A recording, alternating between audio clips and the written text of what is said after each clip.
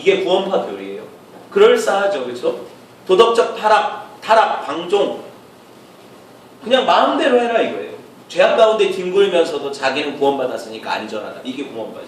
그런데 온전한 하나님을 섬기는 사람들 중에서도 이 구원파 같은 신앙을 가진 사람들이 있어요. 그렇죠? 잘못됐죠. 잘못된 거예요. 어처구니가 없는 거예요.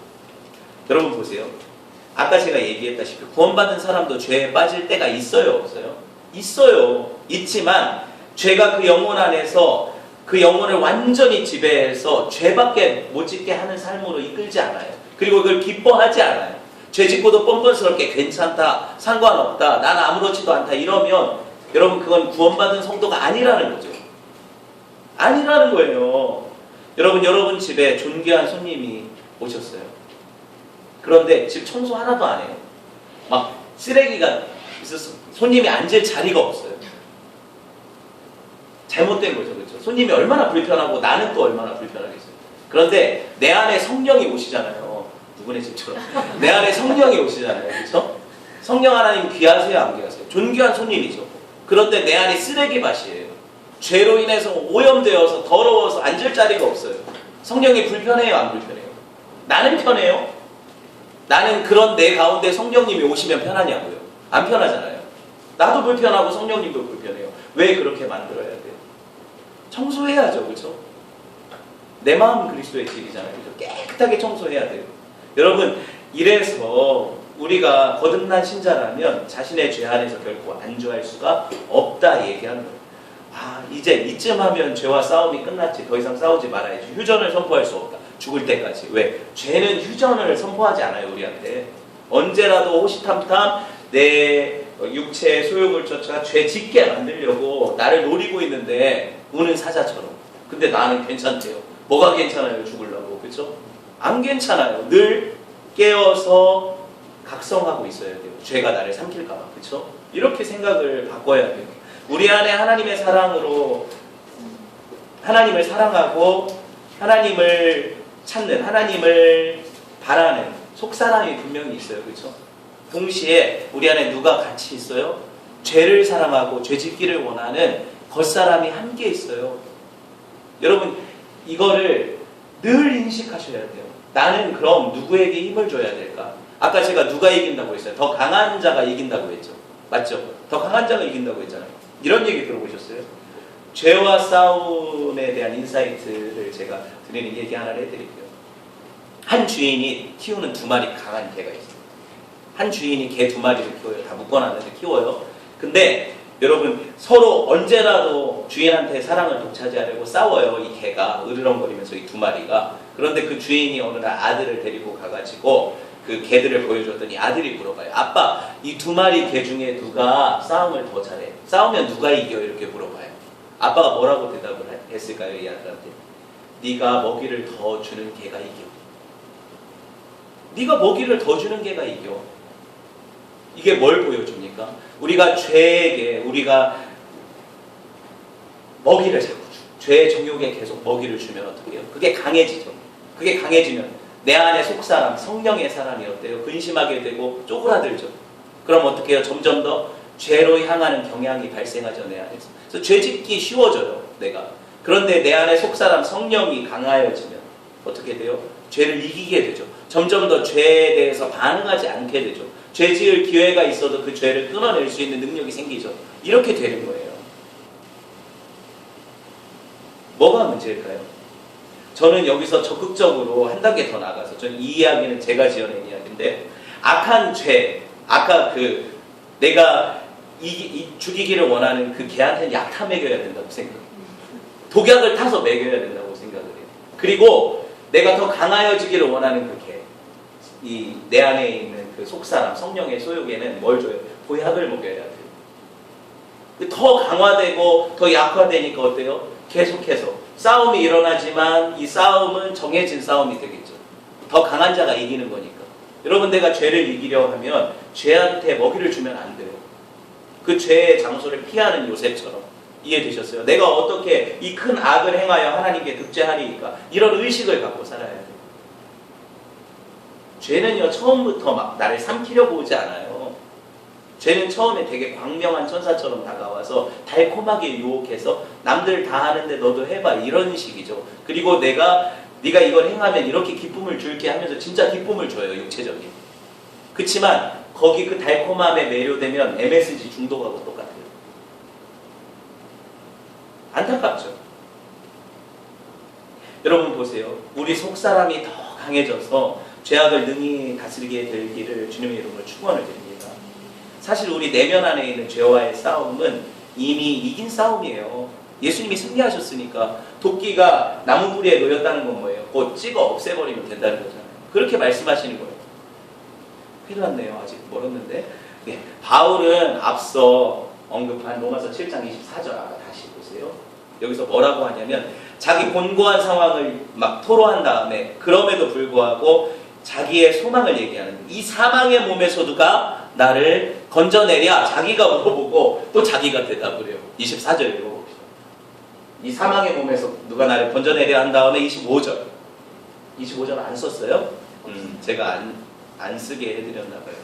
그러면서 25절에서 뭐라고 얘기를 하냐면 우리 주 예수 그리스도로 말미암아 하나님께 감사하리로다 이렇게 대답을 해요. 자기가 대답을 해요.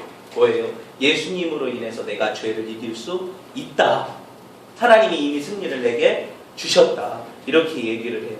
놀랍죠? 예수님이 이미 시작하신 그 싸움 안에서 내가 함께 협력해서 이 죄를 죽여가는 사역을 해야 돼요. 적극적으로 동참을 해야 돼요. 에베소 4장 22절에서 24절 말씀에 보면 이런 표현이 있어요. 옛사람을 벗어버리고 새 사람을 입으라. 내 안에 있는 속사람은 계속 거지 누더기를 입기를 원해요. 옛사람은 거지 누더기 옷을 입기를 원해요. 근데 나는 계속 왕자의 예복으로 갈아입어야 돼요. 아시겠죠? 옛사람은 벗어버리고 새 사람은 입어라. 예수 그리스도로 옷 입어라. 예수 믿기 전에 가졌던 죄 행위를 계속 버려가는 삶, 그리고 예수님으로 계속 옷 입는 삶, 이게 진전되어질수록 나는 주님을 닮아가게 되어 있어요. 하나님을 닮아가게 되어 있어요. 이게 성화죠. 성화죠. 한 500년 살자는데 왜 성화예요? 500년 살려면 진짜 사람이 성화가 필요해요. 그렇죠? 진짜 성화되지 않으면 지옥이 될 거예요, 세상이. 성화가 필요해요. 여러분 보세요. 성화는 이제 난 구원받았으니까 하나님 자녀니까 의롭다함을 받았으니까 끝이다 안 해도 된다 이런 차원이 아니고 성화는 무조건 되어져야 되는 과정. 그러니까 나는 이거 힘들어서 못하겠어요. 나는 그냥 천국만 갈래요. 어떻게 갈래요? 그 더러운 몸으로 그 더러운 죄악 가지고 천국에 들어가면 내가 창피해서 못 다닐 거예요. 좀 이해되세요? 천국은 거룩하고 아름답고 하나님이 거하시는 그 가장 선한 지극히 선한 곳인데 내가 성화되지 않은 채로 천국으로 바로 갔다고 생각하고 있어요. 거지처럼 갔다고 생각을 해보세요. 얼마나 창피하겠어요. 그렇죠? 물론 성경이 이런 얘기를 하진 않지만 그런 생각을 하게 돼요. 하나님이 나를 거룩하게 만들어 가셔서 거룩해진 그런 어떤 마지막에 이제 영화의 단계를 거쳐서 하나님 앞에 가게 하시는 거죠. 놀라운 은혜가 있는 거예요. 여러분 보세요. 칭의와 성화 헷갈리지 않죠?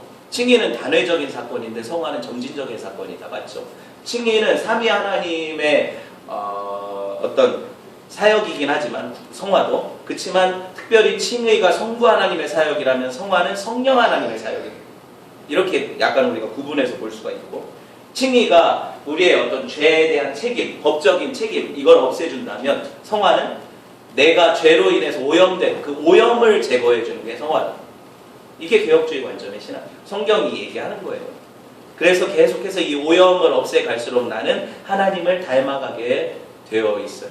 만일 어떤 사람이 성화에 있어서 되게 뚜렷한 진보가 보인다면 이런 증거를 보면 돼요. 어떤 사람이 정말 성화되었는지 확인하려면 그 사람은요 자기를 보는 거죠. 자기 남을 평가하라는 얘기가 아니라 내 내면에서 내가 진짜 성화에 어떤 진전이 있는가를 보려면 이렇게 생각하면 돼요.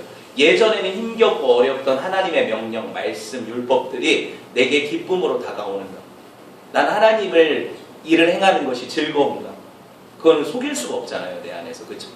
그리고 이 일을 행함에 있어서 그 동인, 내가 그 일을 행하는 그 실제적인 힘이 나를 구원하신 그 구원에 대한 감사와 감격으로 일어나는가? 아니면 내가 이거를 했을 때 벌함받으려고 두려워서. 이해되셨어요? 벌함받으려고 두려워서. 아니면 뭐 줄까봐 그거 상 받으려고. 이런 마음이 아니라 내가 이미 받은 구원과 그 은혜에 감격해서 이 일을 행하는가? 이게 내가 성화되어져 가는지를 보는 하나의 감정이죠. 또 한 가지는 최선을 다해서 수고하고도 나는 무익한 종이라고. 실제적으로 내 안에서 겸손하게 하나님을 높이는가. 이게 진짜 성화된 사람의 증거죠. 이거를 보면 돼요. 여러분, 그래서 저는 바울의 그 예를 들어서, 바울은 성화되어 갔죠. 점점 더. 그렇죠? 예수님 처음 만났을 땐 자기가 뭐라고 했어요?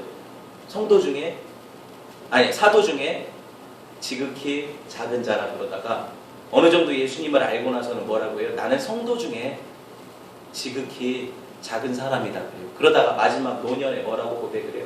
나는 죄인 중에 괴수다. 이게 무슨 말이에요?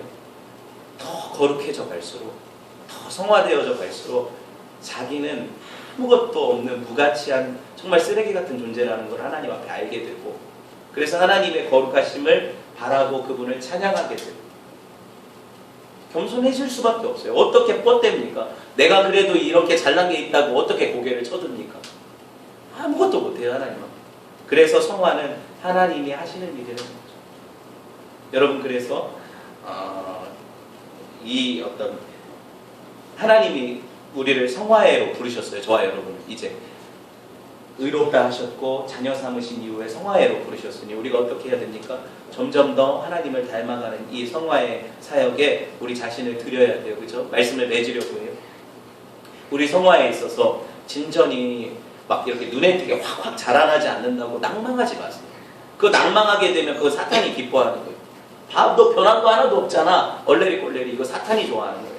어떻게 얘기해야 돼요? 그래도 내가 하나님을 의지해서 점점 더 자라나고 있다는 확신 가운데 거해야 돼요. 자, 빌립보서 1장 6절 마지막 말씀 봅시다. 시작. 너희 안에서 착한 일을 시작하시니까 그리스도 예수의 날까지 이루실 줄을 우리는 확신하노라. 누가 하신대요? 하나님이 분명히, 하나님이 반드시 이 성화를 시작하셨는데 예수님의 날까지 우리를 성화시키실 거래요. 이걸 믿으래요. 그렇죠? 우리는 하나님 말씀을 믿는 사람들이죠. 성화를 시작하신 분이 하나님이시니 완성하실 분도 하나님이십니다. 이것을 믿음으로 하나님을 닮아가는 저와 여러분 되었으면 좋겠습니다. 우리 함께 기도할게요. 기도할 때 하나님, 다 닮지 못해도 주님 닮아가기 원합니다. 내 안에 죄와 싸우게 하시고 의로운 또 하나님 사람으로 나를 빚어가 주십시오.